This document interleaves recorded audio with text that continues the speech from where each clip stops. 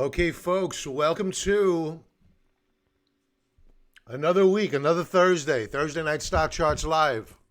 What we're going to do tonight, we're going to take a look at the market averages, how we're looking this week, both on the bond market, the stock market, and a couple of indicators like the yield curve, which continues to be very, very concerning. And what I want to talk about are bear market rallies and to try to put this current rally into perspective. So we have a strategy. We're executing on the strategy. And what we want to do is take a look at the charts from a weekly perspective. It's Thursday evening. We have 4 of the trading days of this week in the books. We have 1 day left to go. A lot can happen. Hey, Richard. We'll go to that chart, Richard. Not yet. Not yet. Especially the price action at the close today. They say it's monthly rebalancing with the pension funds. You saw that spike up at the in the final seconds of trade. I don't know who that was. That was a $4 billion trade that went through one tick. That was one trade. So I don't know if it was the plunge protection team. I don't know what that was. But we began to see a little bit of a fade, and sure enough, money came rotating back into the S&P 500 in the final minutes. So it's a great question. We'll talk about that. Not yet, though. We're going to show a little bit of patience. So we have 1 trading day left to go in the week. We're going to, yeah, right? It's crazy. We're going to take a look at where we stand thus far this week. 1 trading day. You know, one thing that I've learned ever since I started doing Thursday Night Stock Charts Live is that I do an analysis of Thursday night and how the charts look on a weekly basis. And you'd say, wow, I have a really good feel for how the markets are going to close. Then Friday hits, all of a sudden, everything changes. So we really need to keep an open mind here and say, okay, what might be bullish on a weekly basis may look good Thursday night, or bearish for that matter, but that may change by tomorrow. And then on the weekend with members, I'll do the week ahead commentary where we analyze the closing price action of the averages. And from that's how we'll divine what we're going to do the following trading week. So I have a few charts I need to go over from members, Facebook, Google, couple of typical ones, Facebook, Google, and Apple. Apple's the other one. So we have those charts to go over. So if I could ask you to please hit that like button. I woke up this morning late, and I was even asked this. What was wrong with you this morning on swing trading today? I was completely out of it. I start that at 5 a.m. in the morning. So normally I'm efficient. I'll have my coffee maker set up so that when I walk downstairs, the coffee's made. It's on a timer. So today was a double cluster of. I got up late, and I didn't set the automatic timer for the coffee. So I started swing trading today off this morning.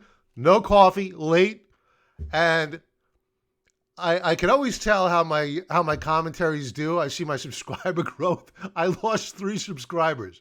So I didn't do all that well this morning. But I tried. So I'll try again tomorrow morning, and I'll try to do better. I'll try to set that coffee timer. So let's talk about bear market rallies. Okay, we are in a bear market. Let's put everything into perspective. This is not a correction. This is a bear market. We are at current in recession. Nobody really could argue that. We're going into recession. However you want to cut it. We have not seen the peak yet in infections. So the South Koreans are almost there. They're almost at that peak. We are not there yet. So we have a ways to go here before, unfortunately, and before I even start here, my sympathies to everyone out there, especially the healthcare workers doing an outstanding job of doing God's work. And for anybody affected by this virus, God bless you. And my prayers from my family to yours.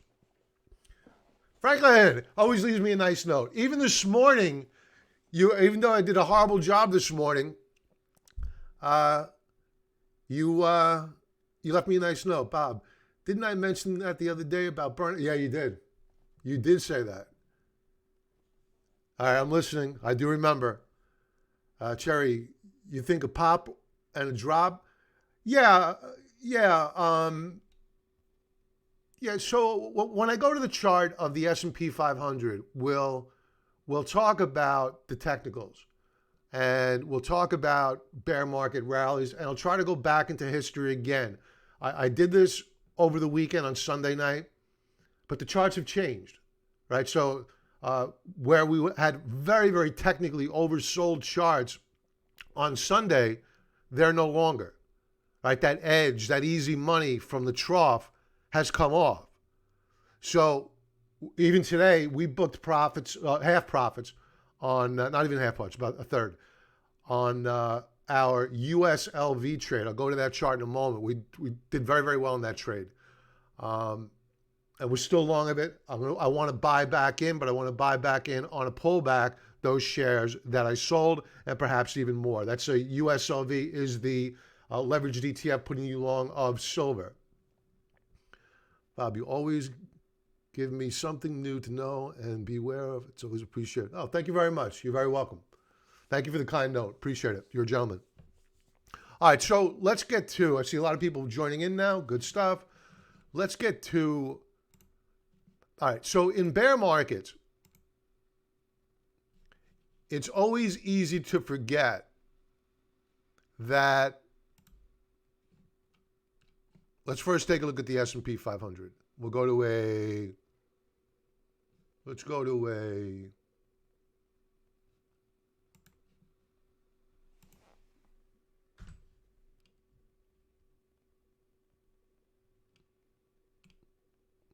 pardon me, folks. I want to,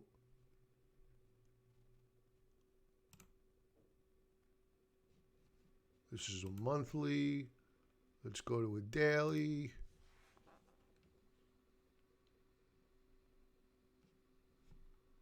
Okay, so in taking a look at the S&P 500, we haven't been able to put together back-to-back up days, 2 sequential days, that's it, since early February. We just did that this week. Now we have been able to put in 3 sequential back-to-back up days. In all probability, we are going to go higher yet again. This is the strongest rally in the Dow Jones Industrial Average since 1931. These past 3 days. But remember what 1931 was. It was the beginning of the Great Depression. So your strongest rallies, you rarely do stocks crash up. When they do crash up, it's generally in bear market rallies. And it's during those times where you can get easily lured into thinking that, you know what, the worst is behind us. The Fed has our back. This too shall pass, meaning the coronavirus. For those that are very optimistic, I am. This too shall pass. But we are in a bear market. Companies have no guidance. You have Moody's cutting ratings on not just the S&P 500 names, but they're potentially downgrading the United States again. So there are many, many different, for what the Federal Reserve has done, there will be ramifications. There will be a new bubble. Where it's going to pop up, I'm not quite sure. I can speculate. But just as the dot-com bubble led to the real estate bubble, this credit bubble, and believe me, they're going to blame the virus for this sell-off. This was long in the making. We were talking about this well before the virus. This is a debt bubble, and that bubble has burst.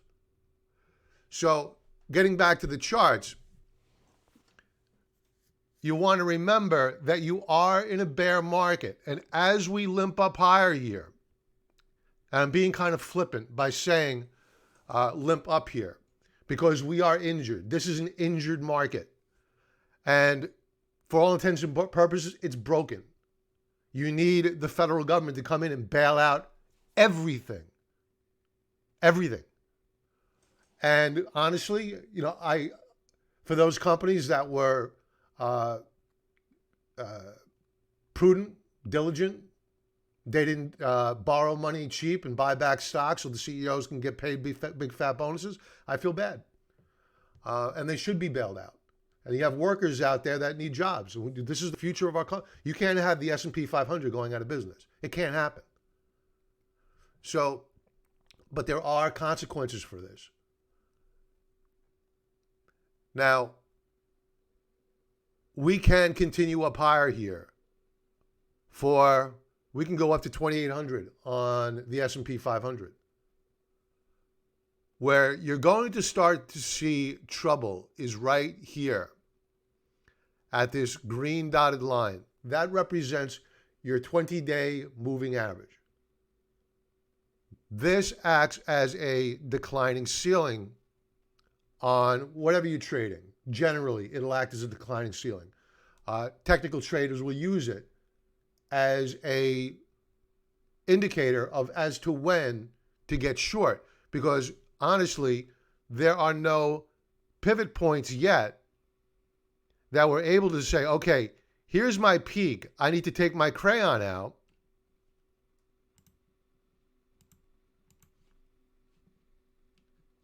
and say, okay,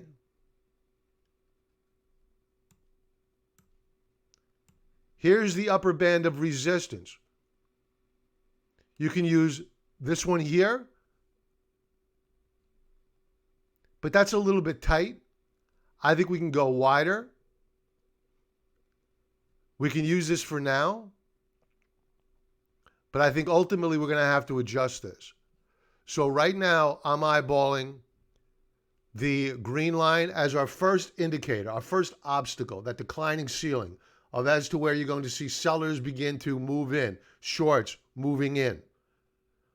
People that need to sell, they've been holding out for top dollar to meet margin requirements, they'll sell there. If we get up and through this 20-period moving average, you'll hit this resistance level. Now, I think that we could possibly overshoot, head up to the 2,800 mark on the S&P 500. So if we do close above this upper band of resistance at current, there will be a retest, right? Traders, technical traders are OCD, obsessive compulsive disorder. I have it. I have to see retest. I need to see a breakout, and then I need to see the shares pull back and touch, and then retest what was resistance should now be support. And if it holds, well, then I'll buy. And if we break out to new higher highs, I'll buy more. But first, we need to get over the hurdle of A, getting through this resistance level, or will we fade? Will we fade to the 20-period moving average? I don't know. I'm not that smart. The market's going to tell us that. As we closed out the day today, we were fading, but then you had that big buy order came in, bid the market up, and we find ourselves closing near the highs of the day. So the close today implies to me that in all probability, we are going to head up higher tomorrow. What Monday brings, different story. We don't know yet, right? We'll be patient. Simply because we know that we're in a broken market doesn't mean that we're just going to go shorting willy-nilly. We want to get in at the best possible time when the market tells us that your probabilities of profiting are going to be most high, and we will look to book profits on the long positions that we put on throughout this sell-off. So that's the game plan with a bear market rally on a daily basis. Again, you can easily get lured into a false sense of security. We've been conditioned over the past 10 years to have nothing but up markets. Rarely did we get a correction. The times have changed. I mean, take a look. Take a look at your VIX. You would think that, before I go to this chart, the VIX was at what, 79 around there at its peak, maybe a little bit higher?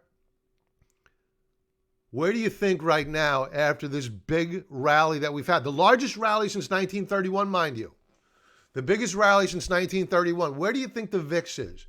Take a guess if you haven't looked yet. We'll take a look now. We are still way, way up there. We closed out the day at 61 on the VIX.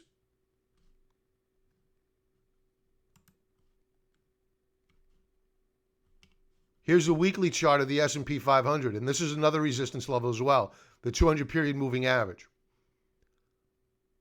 This is the biggest rally since 1931, on the Dow anyway.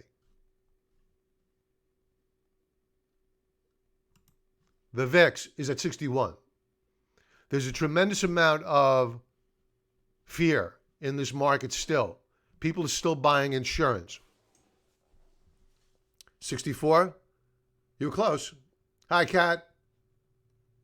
Richard, U.S. plus cases over 82,000? Yeah, terrible. It's terrible. Hey, Alex, you're welcome. Hey, Sam, how you doing, brother? Everything's good here. I mean, it's starting to get crazy. We're appreciating what you've been going through. For those folks that aren't aware, Sam is over in Italy, northern Italy, and a dear viewer of ours, and going through some hard times. Okay, so beware the VIX here, folks. We are consolidating here. Just because we've rallied these past few days, really, the VIX, the high was 85. Really, we have not come off all that much. We had this brief sell-off here, but then we flashed a bullish reversal day. And we're holding a support level, and we are currently in a triangle formation. So still very, very dangerous, this market.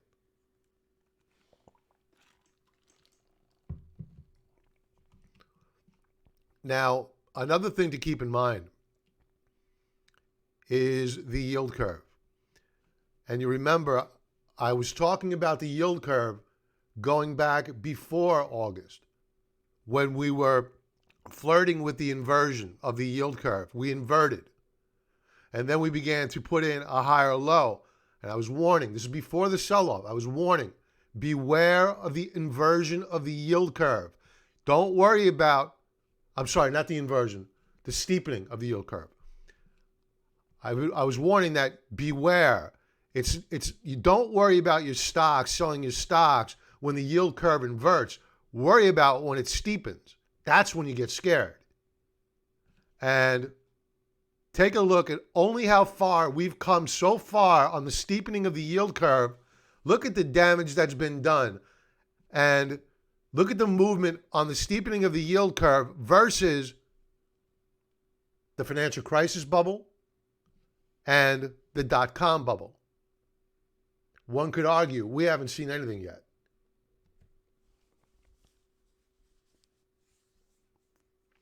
Maybe up for the month and quarter statements. Maybe, I don't know how much these fund managers are going to be thinking about their statements as much as normal, because everything's just assumed to be bad. And I think that they're thinking they're going to get a free pass and blame it all on the virus.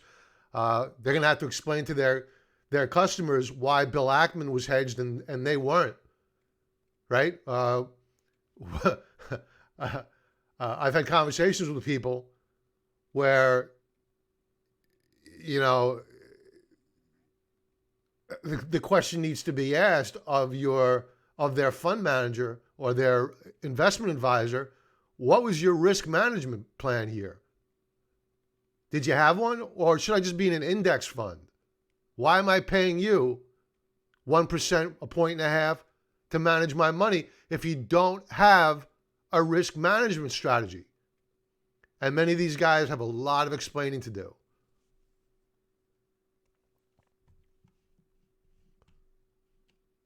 Okay. Going back to the S&P 500, I meant to have this prepared. It may take me a second to find this.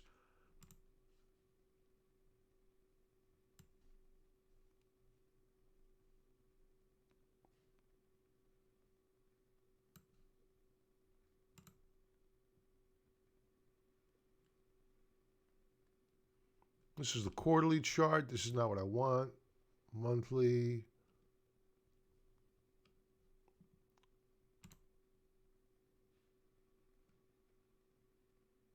That's not what I want. I don't know what I did with it. All right. So I want to point out, we'll just use the S&P 500 monthly chart.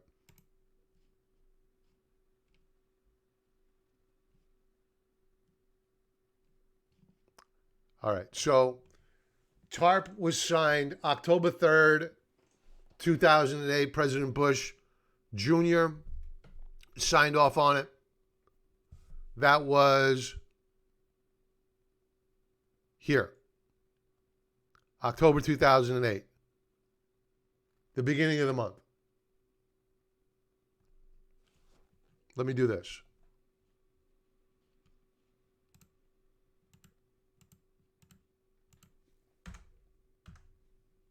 What I want to do is illustrate to you how history repeats it. Well, not repeats itself, it rhymes. You Elliott Wave people out there, you'll appreciate that. This is a bit busy. Let's take the 2 standard off. Okay, it's a little bit better. All right, so in red, we have a third standard deviation Bollinger Band. I use it all the time. You're probably sick of me talking about it. But it matters. We're not supposed to be there. All right, so this past Sunday, when I spoke to you, where were we? We were down here, down below the third standard deviation Bollinger Band. And now we are up off those highs. Still down below resistance. But keep an eye on what happened back in October. Actually, we could start in September. September 2008, we traded down below the third standard deviation Bollinger Band. We rallied back. One might think that, wow, moonlight and roses. We have TARP that's going to get passed. The president's going to sign it. He signed it here. October 3rd, 2008, sorry to repeat myself, it matters. What did we do? We sold off. What do? We went down to a low below the third standard deviation Bollinger Band in October again and rallied back. Fast forward to November. Certainly we cannot make a new lower low. If so, certainly we cannot go down lower than where we did below that third standard deviation Bollinger Band. We did. That was the bottom. So beware, folks. During this time frame, we had bear market rallies. Granted, not to the extent that we've seen this week so far, but one could argue we were not this oversold. And remember, we haven't had a back-to-back 2-day rally before this week since early February. Think about it. We were due. So is it time to short? Getting back, this is a very, very long-winded way of answering the question. Is it time to short the S&P 500? No. Will there be? Yeah. There's no doubt about it. So right now, enjoy the ride up. Enjoy it up.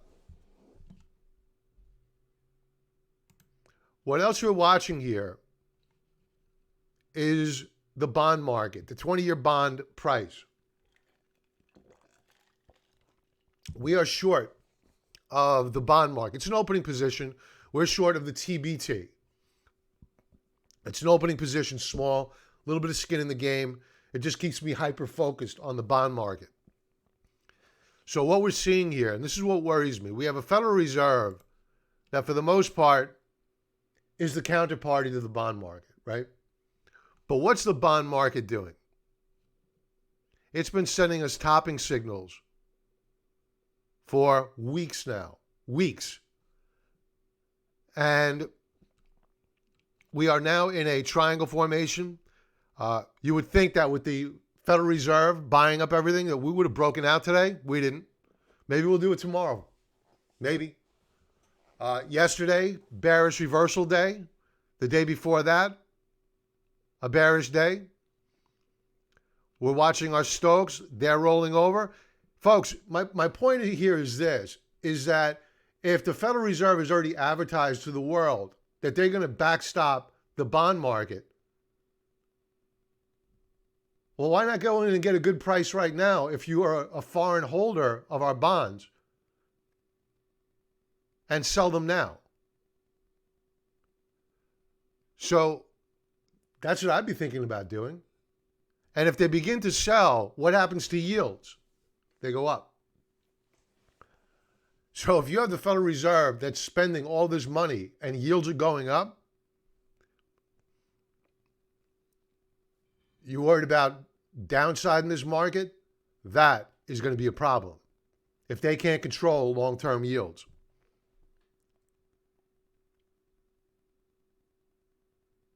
Everando breaks out once the stimulus package gets signed, I believe. You mean the TLT? Maybe, for all I know. I'm not that smart. The market will tell me whether or not I'm wrong or right.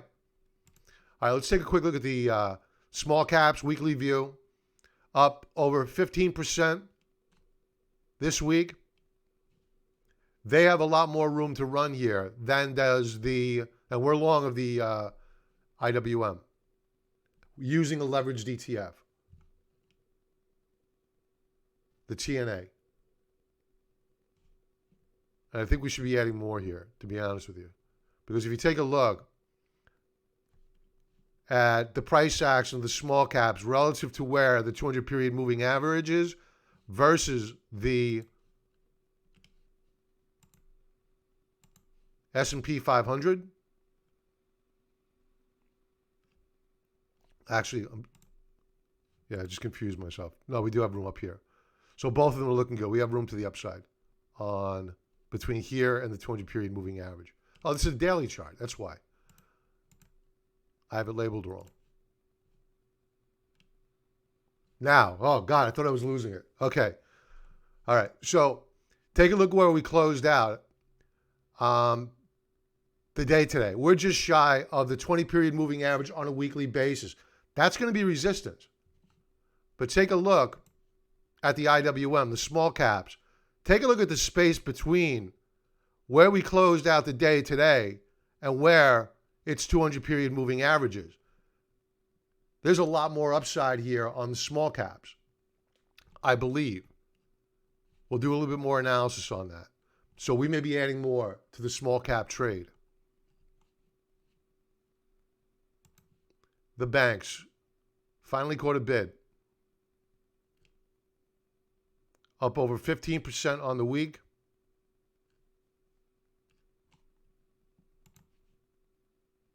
Technology, up over nearly 16%.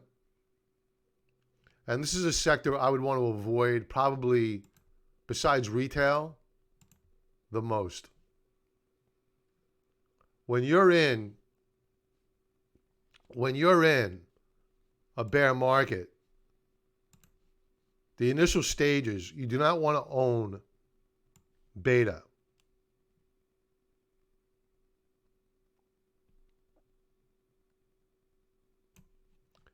And beta is volatility, high volatility stocks. Now, technology has been able to rally up and through the 20 period moving average and up and through its upper band of resistance. The question is, do we pull back and successfully hold the support level? I don't think we will. I think we'll break. Short term, we probably have a little bit more upside here. The semis, big move this week, 20% up. Emerging markets,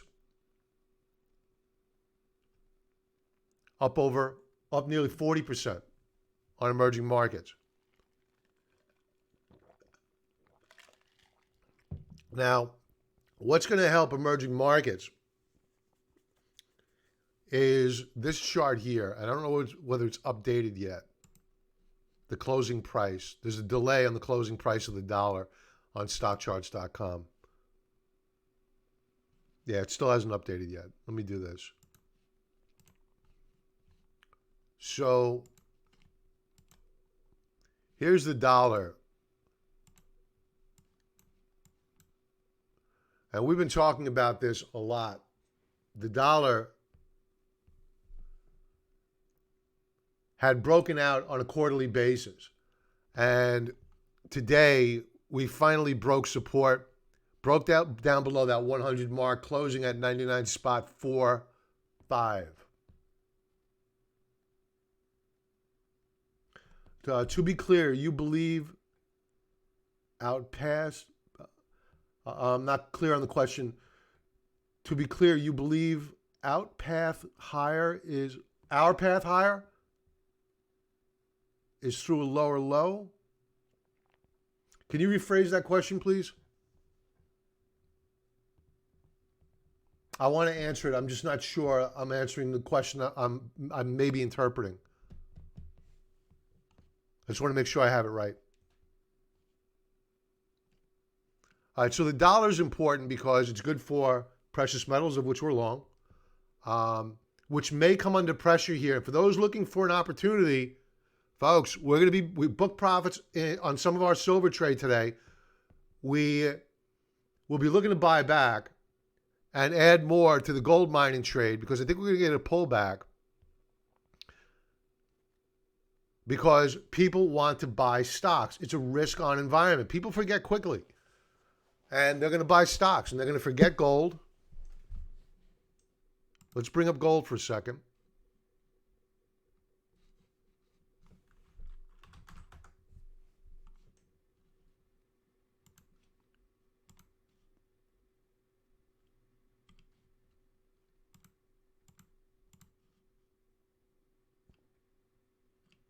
That's not updated.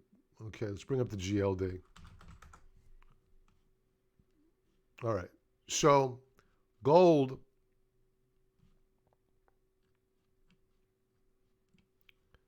has hit a little bit. You know what? I don't want to change this. Let me go to... It's come up and into a little bit of resistance, and that's okay.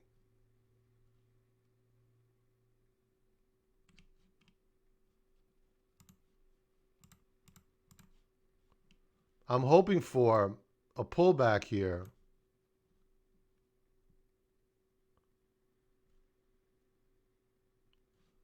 And an opportunity to add to our gold mining trade and to our silver trade. But we're watching for a breakout on gold.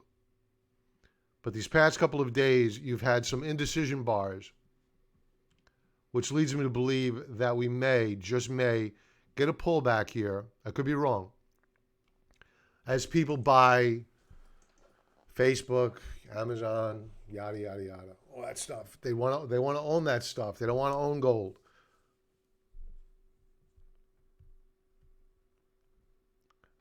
You're talking about the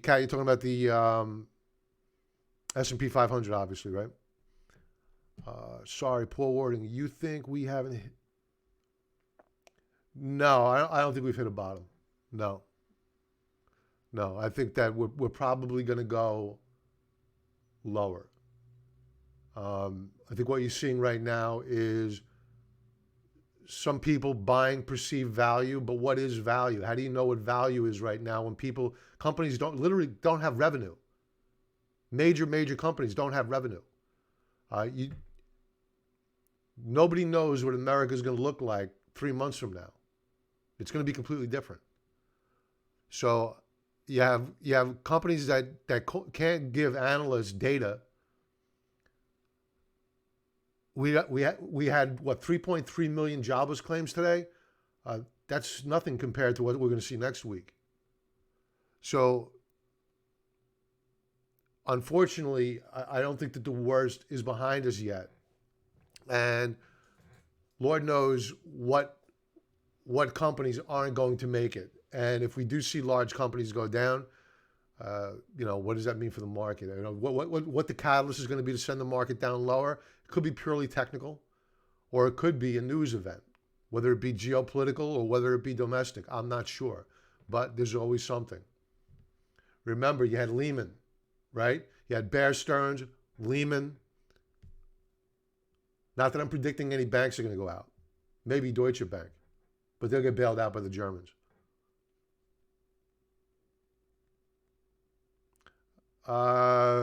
Yeah, I did that analysis a couple of weeks ago, actually a little bit over a week ago, on the S&P. I'd have to go back to my charts, but it's lower than here. It's below 2,000 on the S&P.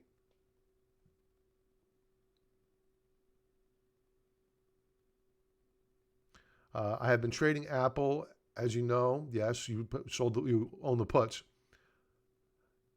It's the same price end of March as Feb. So will it be the same price this month as opposed to next month? We could take a look at the chart. I could take a look at it. Maybe, end of March. Let me bring this up.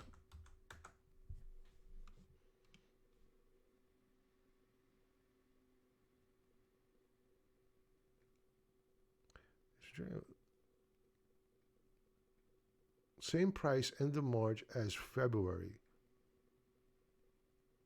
So you're thinking the closing price action for March the same as the closing price action for February. It's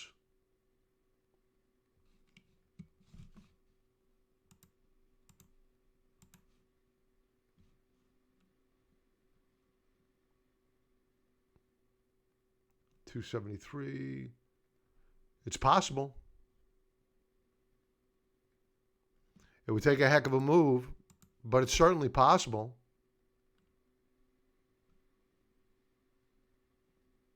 Yeah, it's possible. In fact, let's do this.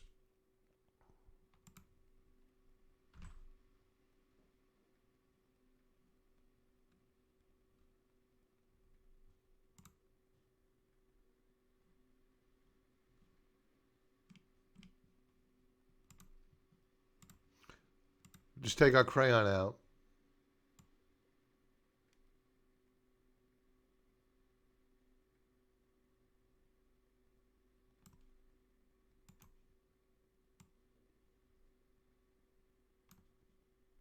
So it's possible, but unlikely, because that means that we would have pierced the upper band of resistance and closed there on a monthly basis. We'll come shy of it, but I doubt we'll close above that mark. We could. Who am I? We could. So I have resistance at 270 by the end of the month, and then we should see a pullback. To get up to 273, it's a few dollars away, but it could happen. Yeah, but I don't think so. I think that 270 level is pretty respectable. Terrence, welcome aboard, brother. Okay, so Apple looks good here. There's more upside there, more fuel in the tank, as they say. Let's go to Facebook.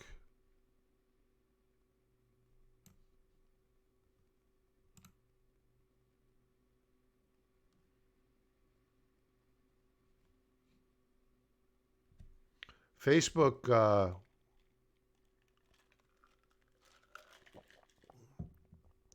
lot of damage done here.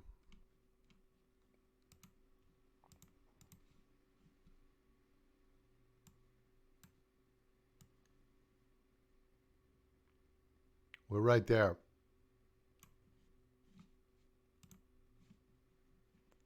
We're right at resistance on Facebook. Can it go higher? Sure. If it does go higher, the 20-period moving average will probably act as the next resistance level. Let's bring it up on Trend Spider.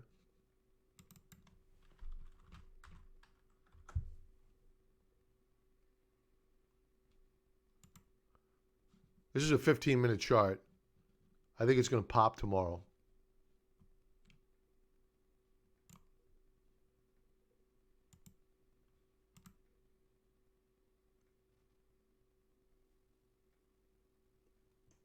What are we doing here? Only when I'm live. Only when I'm live does this do this.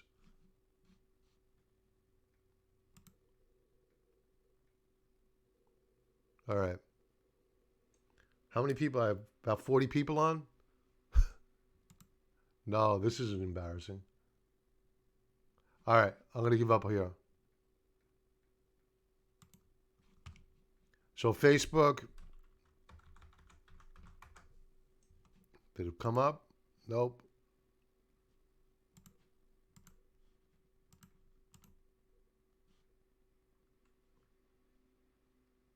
Try to give it another shot. No good. All right.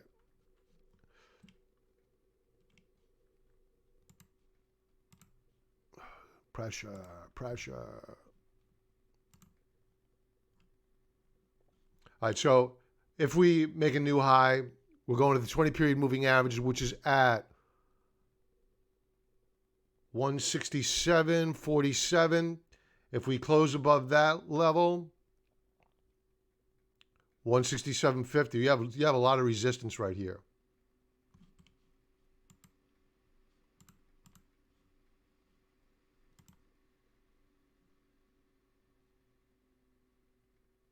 You have your 200-period moving average right above here as well. So beware here on Facebook. You have resistance on both a weekly basis and on a daily basis. That doesn't mean they can't spike it up higher. Just worry about where it closes. That's what matters. I'd be worried about a sell-off. And plus, you're going to have the 50-day cross down below the 200-day moving average.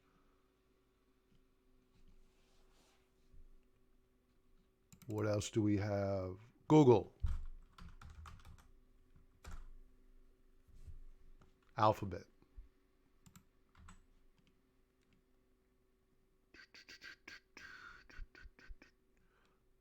All right, so we'll go to the weekly chart first.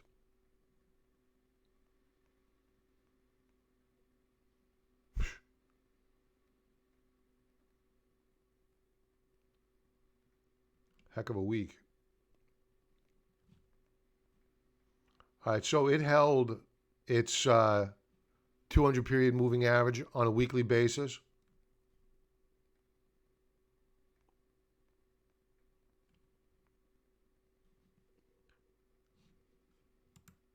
If it closes above let's call it 149, 148, we'll probably retest that level.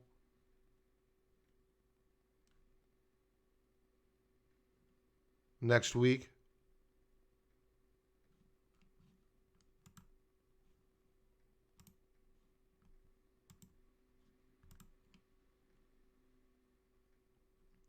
All right, so here's a problem with Google. Google's in a bear flag formation. Beware here of Google. Google may just become a short fairly soon. You don't want to see this. We break down below this lower band of support here. Google's rolling over. So be very, very careful. Pete, Oh my God, I haven't heard from you in a long time. Do you think we're headed for a depression?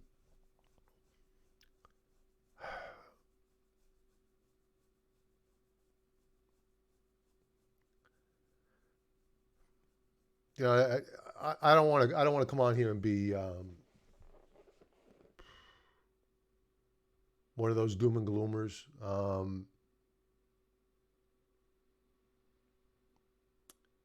I'm worried about it. I think that at the very least, we're going into a severe and prolonged recession.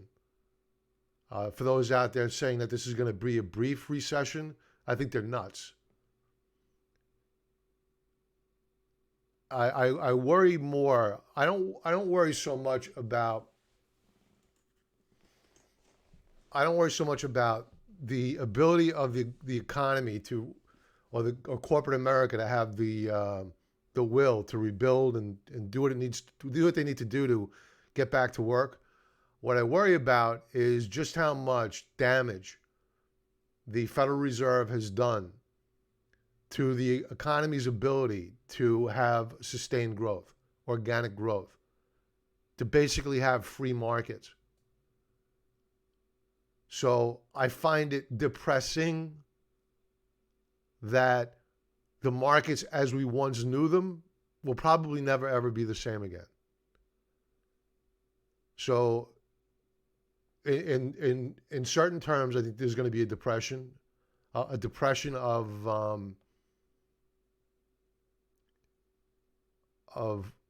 of innovation. You know, you had Nancy Pelosi, and I'm not trying to get political here.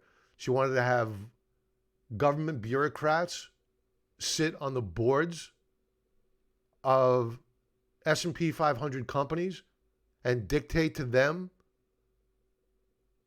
the makeup of the people that work for these companies, and dictate who's going to get laid off by virtue of the fact of the color of your skin, or not by your aptitude, your ability to do the job, but by virtue of your sex, or by anything else other than your qualifications. I find that disturbing. And Lord knows what's in that 1,000-page bill that's soon to become law. Lord knows what we just gave away in terms of rights. It's scary. I find it very, very scary. So could we be headed for a depression? You're darn right. And the scary part is that we may know it's a depression. Our kids may not, because they don't know what it was like before the 2000 crash or the financial crisis, and now this. The world has never been the same since the dot-com crash. RL, how you doing? Yeah, lobby is pushing for return to work. Yep. Maybe deflation. Nah, I think that we've had our bout of deflation. And I'll point to you.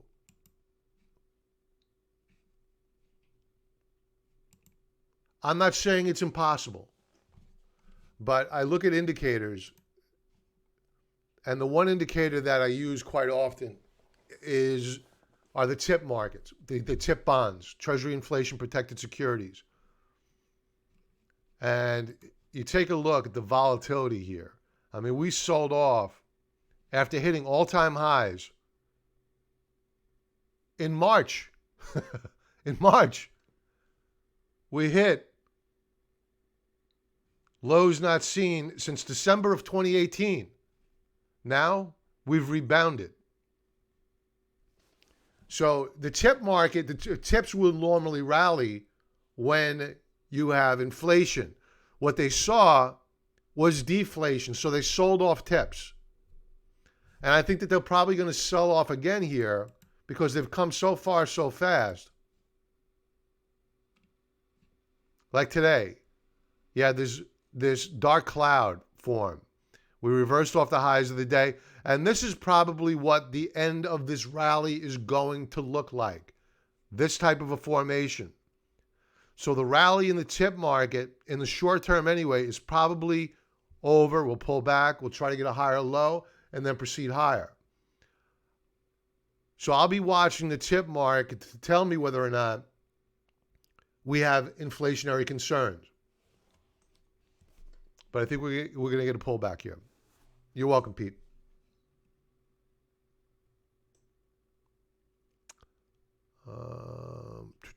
Okay. I think that is it. I have time for a couple of quotes. If anybody wants me to take a look at a couple of charts, I'm more than happy to do so.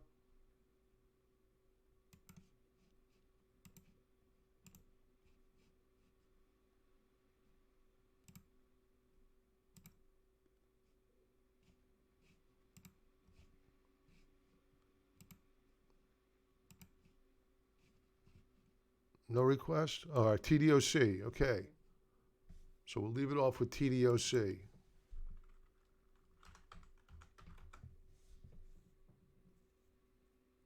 This held those gains, huh?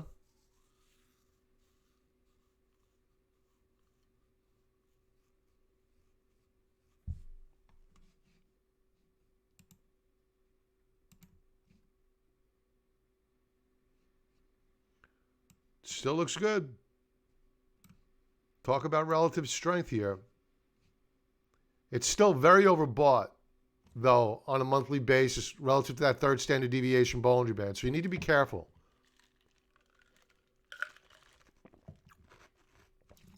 Eventually, that's going to correct.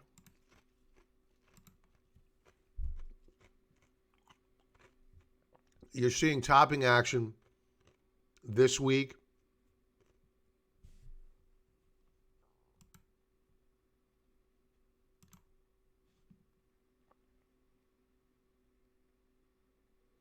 Looks like it's going to go higher, despite what I say.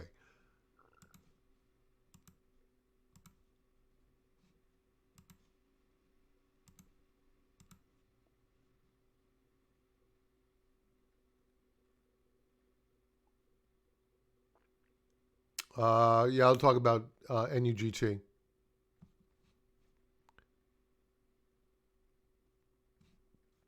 BDX. Okay. Teldoc looking good, probably going higher here, but just beware. Weekly chart, monthly chart, very overbought relative to the third standard deviation Bollinger Band, but path of least resistance remains higher. Looks good. 39 people on 12 likes. Please, please, I beg of you, hit the like button. Please. I lost 3 darn... You get up 4 o'clock in the morning. Well, I didn't get up before. I got up late. You start at 5 o'clock in the morning. You do a video and you lose 3 people. That hurts. That hurts. Tesla.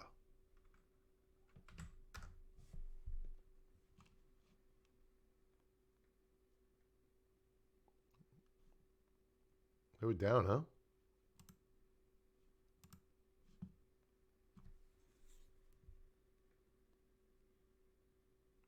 So it's been able to recapture monthly support.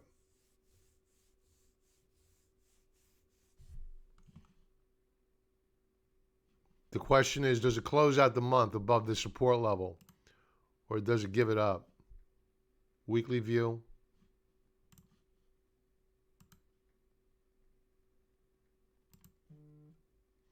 We could rally up here to around 570 next week. But keep in mind, and I haven't spoken about this that much, the stochastics on a weekly basis are very weak. They're declining. They're down below 50. And as I always tell members, rallies tend to fade. So be very, very careful when you have this condition set up here. Daily chart.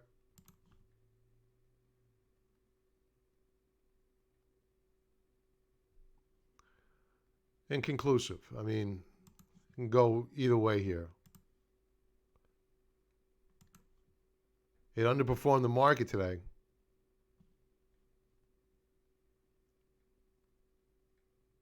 I don't like it. Should have been up.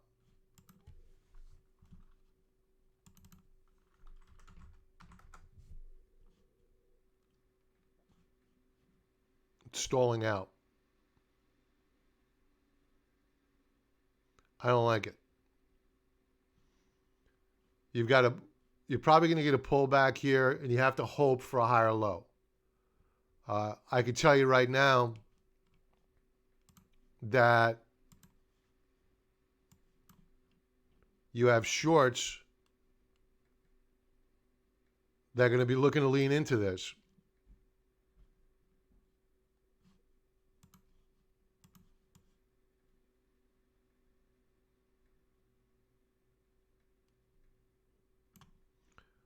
With resistance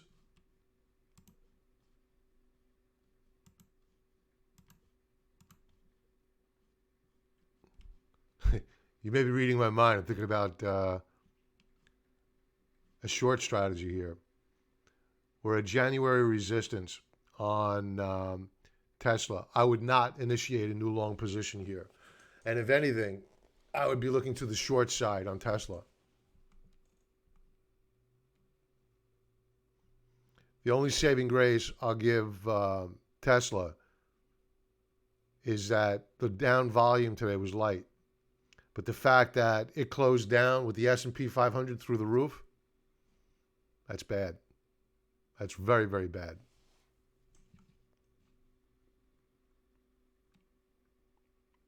Yes, a bearish engulfing. Yes. Very good point. Thank you for that. Well, arguably, it's not technically because it didn't take out the lows of yesterday. If you're talking about the opening and closing price action of yesterday, yes, you're correct. Normally what I do is I look for the complete engulfing of the highs and the lows of the prior day. But technically, you're right, yes. What else do we have here? USLV. Did I cover USLV? No, I don't think I did. Thank you for reminding me. I spoke about it.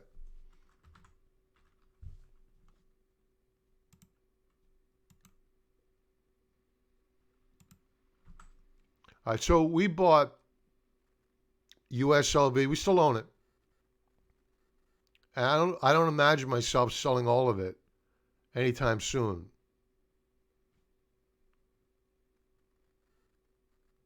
Where is it? Oh, it's not a Direxion fund. It is a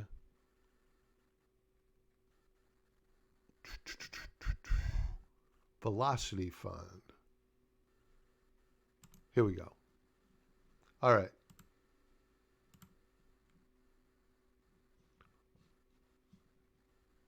Bearish reversal day today.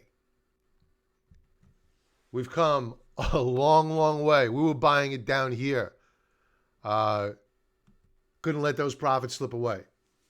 So yesterday we saw topping action.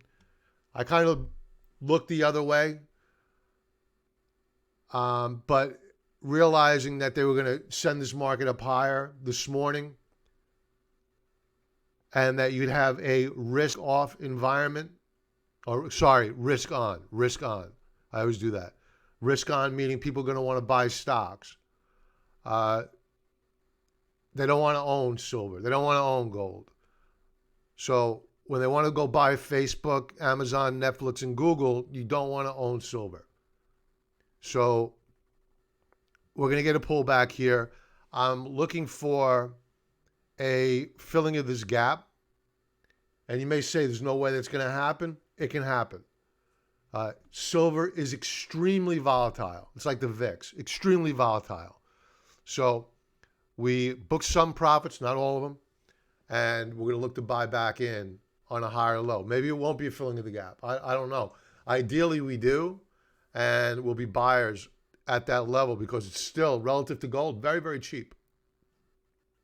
So I like silver longer term. All right, Nugget.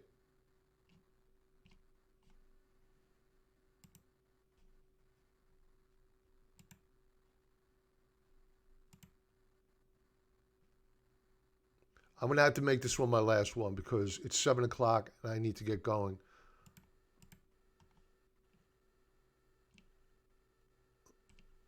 That is Direxion. So I had a lot of hopes for Nugget today,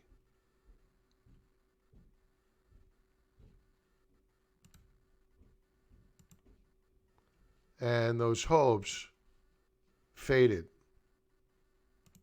But with those hopes brings opportunity. So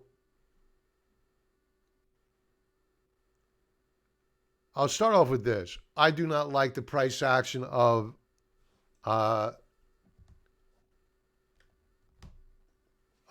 Nugget relative to the GDM, which is the gold mining index, or the GDX. Now, the GDX only makes up 4% of NUGT, so I can't expect much of a correlation, but there should be a pretty goddamn good correlation. Now, I'm going to bring you up a chart of the GDX.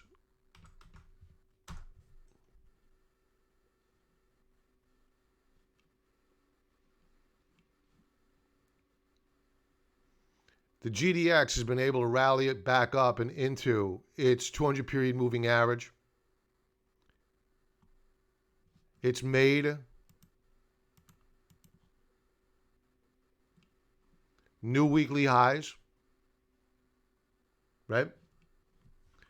The GDM, which is the gold mining index, has made new weekly highs.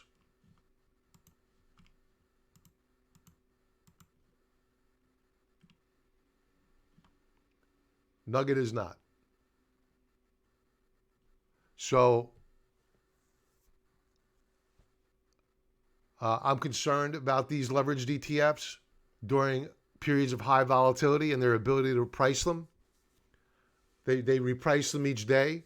So, you know, we're going to be changing up our strategy somewhat with NUGT, using it more as simply a much shorter term trading vehicle, and using the GDX or the GDXJ as a longer term investment vehicle. I'm just not happy with the price action relative to the GDX and the GDM for the risk that you're taking on. Just don't like it. So that being said, what do I think about the chart action? I think that it's men's and men's. Okay, we managed on a 4-hour basis to break out above the upper band of resistance. I mentioned last night on Market Wrap, I was expecting a pullback. I was expecting it. However, what I did was that I made an assumption, and it was wrong.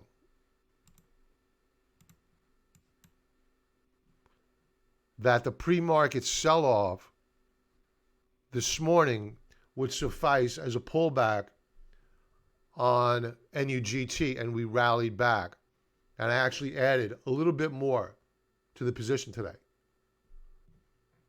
It didn't pan out. Right? The shares reversed on the day. So, do I believe that the selling is done here on Nugget short term? Probably not. What I think is going to happen, going back to a daily chart,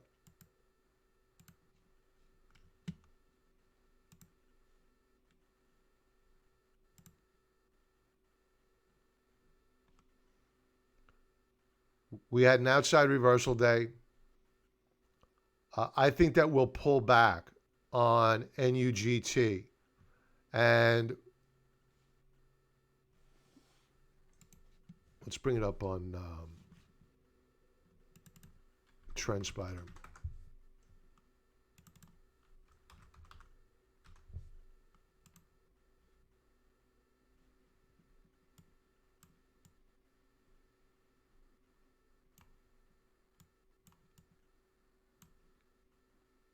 We'll probably pull back and dance around this breakout point here.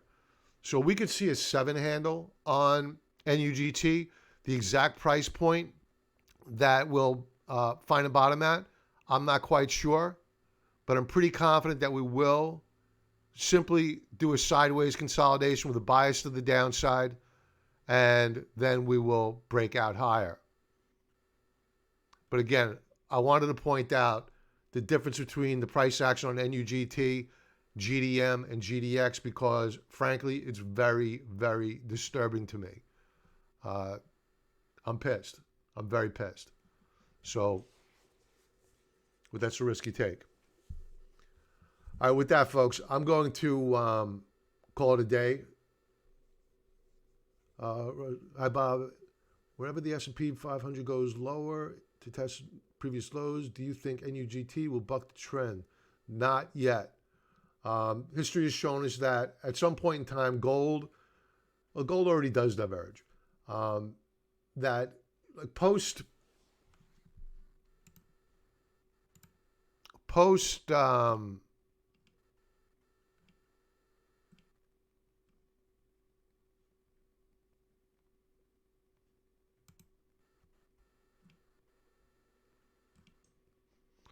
2008, the miners did exactly what they're doing right now. They were weak. They sold off with the market. What are you doing?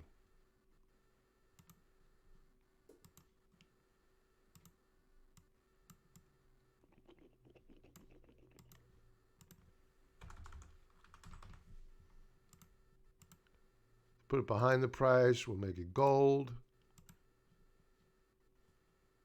All right. So here's an overlay. Here's the S&P 500. And you can see when the S&P 500 sold off, so did the GDM. That was through October. Then the miners bottomed out. And as the S&P 500 continued lower, the gold miners diverged. So I don't think that we're there yet. I think that we need to get a pullback. We're probably going to get a quicker pullback and a higher low on the gold miners. And then as they begin to rally back, you're going to see the S&P 500 come off. And then probably in early April, you'll begin to see that divergence begin to build. That's my thought process at current. And we'll see how it plays out. And with that, folks, I'm going to say goodnight to everyone. Catch me tomorrow on Swing Trading Today. Hopefully I'm on time and I have coffee. Everybody have a great night, and I will. Thanks for joining up, Brian. Thanks for being there, brother. Everybody have a great night. I'll talk to you tomorrow. Be well.